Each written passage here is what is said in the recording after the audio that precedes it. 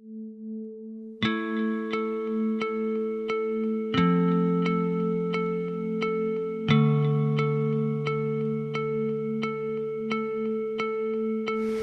itu menurut saya adalah sebuah hal yang problematik ya, hal yang benar-benar harus dicarikan solusi. Karena apa? Karena Indonesia per 2016 kemarin sebenarnya sudah dinyatakan sebagai negara penyumbang sampah terbesar kedua di dunia.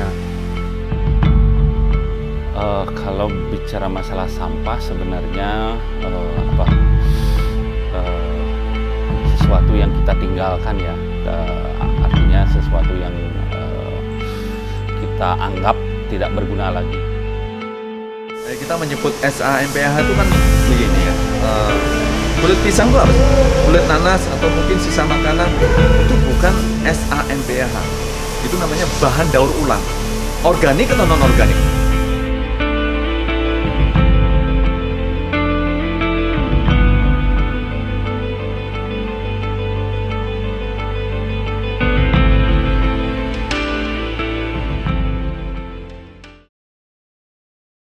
Treslock sendiri sebenarnya bermula di tahun 2015 pertama, di mana tahun ini sebenarnya tahun yang keempat pengadaan dari Treslock. Nah, Treslocknya ini dilakukan karena ide-ide dari masyarakat sih sebenarnya. Jadi dari kita punya teman-teman seniman, punya teman-teman musisi yang juga ingin menyuarakan tentang masalah sampah. Nah, Treslock ini mencoba membuatkan sebuah stage atau panggung pertunjukan buat teman-teman yang ada di bidang seni dan juga musik itu. Jadi Treslock itulah sebenarnya kita mencoba mencari sesuatu yang beda. Karena apa? Karena kita melihat bahwa edukasi itu terlalu banyak yang berfokus kepada hal-hal yang bersifat misalnya normatif dan juga kurang berkreasi terhadap penyampaiannya. Nah, Treslock itu sendiri mencoba menyampaikan dengan hal yang berbeda gitu. Jadi kalau misalkan secara simpelnya orang-orang masih terfokus kepada sebuah edukasi yang sosialisasi ke Banjar atau sosialisasi ke sekolah. Nah, menurut kita itu yang memang perlu seperti itu, cuman agak kuno istilahnya. Nah, kita mencoba mencari hal-hal yang lebih mudah, yang lebih energetik. Kemudian kita mendapatkan bahwa komponen sampah itu kita bisa padukan dengan musik dan juga kesenian. Dan muncullah Treslock itu sendiri. Kalau saya sendiri menggunakan media sampah ya, terutama sampah plastik, itu karena ada persoalan yang ingin dibicarakan. Jadi dari bahannya sendiri, dari mediumnya sendiri, itu sudah berbicara sesuatu. Kalau kita menggunakan langsung sampah, bisa saja misalnya lukisan, kita lukis sampah itu cuman kurang kuat ya. Tapi ketika bisa menggunakan sampah itu secara langsung, dia menjadi kuat dan lebih kuat dalam menyampaikan pesan. Nah, itu kenapa saya menggunakan medium sampah untuk menjadi karya seni. Kalau kalian pernah dengar sebuah statement tentang medium itu sendiri adalah sebuah pesan itu. Jadi menggunakan medium sampah sendiri sudah ada pesan di dalamnya. Kemudian ditambah lagi dengan objek-objek tertentu yang kita pilih untuk kita gambar atau kita wujudkan dengan medium sampah itu. Itu tentunya mempunyai keterkaitan yang kuat antara pesan dari medium itu sendiri dan pesan dari gambar atau objek yang kita gambarkan. Jadi di Padang Tegal ini ada aturan ya, dari awal aturannya adalah seperti ini.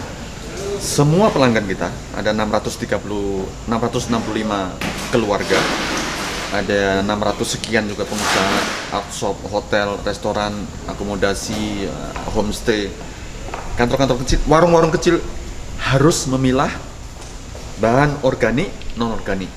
Apa itu? Ya daun-daun, canang, sisa makanan itu organik, jadi pupuk. Non-organik harus dipilah.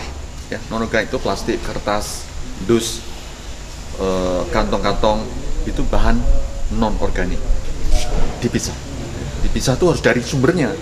Sebenarnya kalau trash talk itu kita mencoba mengambil berbagai komponen ya.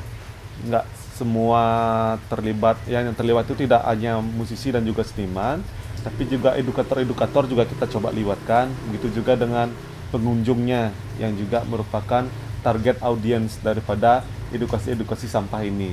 Nah, itu kenapa kita selalu mengundang anak-anak sekolahan, kemudian warga-warga estetik, kemudian ada juga Karang Taruna, kayak gitu kan. Itu yang kita targetkan di sana. Jadi Trash Talk itu kami mencoba membuat event selain juga ada musik dan juga artnya atau instalasi ataupun dua dimensi dan sebagainya. Tapi kita coba juga buat sesuatu yang bersifat diskusi. Nah, di dua Trash Talk terakhir kita mencoba menggarap itu.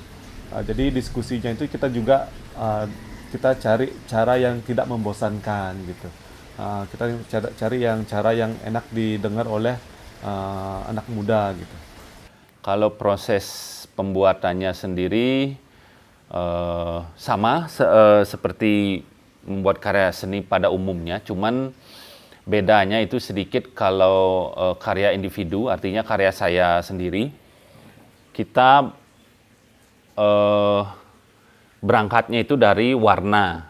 Kalau biasanya kita melukis atau menggambar itu kan dari kanvas kosong, putih ataupun warna lainnya. Kemudian kita sketch, baru kita pilih warna, komposisi. Nah, tapi kalau dari medium sampah plastik terutama, ataupun dengan medium yang lainnya, saya berangkatnya dari komposisi, warna, kemudian baru sketch gambar, mau gambar apa. Nah, agak sedikit terbalik membuat karyanya, tapi kalau teknik yang lain semua kita kenal tuh teknik kolase. Kita menempel sampah itu di atas bidang tertentu, kemudian baru kita isi gambar. Nah, proses yang tadi saya ceritakan itu yang lumayan menarik karena berbeda dia, terbalik dengan sistem melukis pada umumnya gitu. Jadi berangkatnya dari warna, dari komposisi, kemudian baru menaruh objek-objeknya. Gitu. Jadi di belakang kita ini ada nanti truk itu yang udah selesai tadi malam ngangkut sampai tadi pagi. Itu di sana ada namanya papan yang keramik itu dituang di sana. Nanti tuang ini ada mesin ban berjalan. Jadi pelan-pelan dipindahkan ke ban berjalan sambil diperiksa. Kenapa ban berjalan? Karena siapa tahu walaupun pemilihannya sudah sangat bagus ya, tapi ada kecil misalnya sedotan kayak gitu kan, atau keluarganya udah milah dengan baik, mungkin anak kecil ada lupa makan permen, kita nggak ngelihat, tapi itu makanya kita periksa sekali di ban berjalan itu nanti ada tim yang ngambil, ada plastik, ada apa, atau ada besi misalnya, nggak sengaja pisau masuk situ, nah ini merusak mesin gitu. Nah dari sana masuk ke mesin pencacah, dari pencacah nanti dibawa ke sel-sel pengolahan itu yang organik. Dalam pembuatan kompos itu kan ada penyiraman itu ada licit itu ada pengolahan licit lagi di sana gitu. Licitnya itu sudah berisi apa namanya, yang berisi ada bakteri mikrobiologi, mikroorganisme itu dipompa lagi. Di sini ada keran-keran itu untuk mengambil apa yang licit dari sana kembalikan sini sebagai starter. Jadi ini daur ulang gitu loh. Jadi jangan sampai air kotornya itu, yang kotor itu akan jatuh ke sungai, jatuh ke Ibu Pertiwi gitu loh.